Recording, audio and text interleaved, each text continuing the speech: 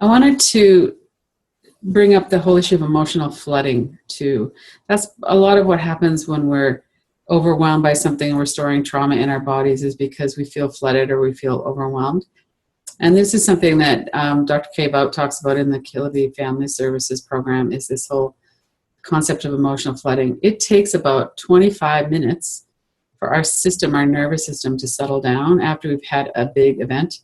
The big event could be a fight, it could be someone going into a rage, it could be a fear, it could be something like that.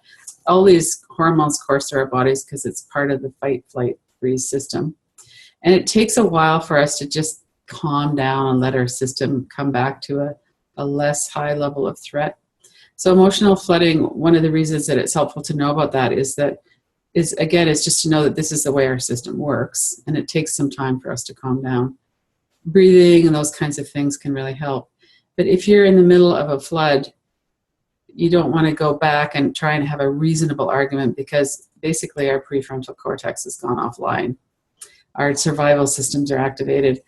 And it's really, really helpful to just try and put a stop to whatever it is that's going on and say, I need to walk around the block for 10 or 15 minutes, I'll be back, or whatever it is. But to recognize and give ourselves the time to actually let that activation settle down and move through, so that then we can come back to whatever it is with more of our whole faculty functioning, including our higher level brain, not just the survival system.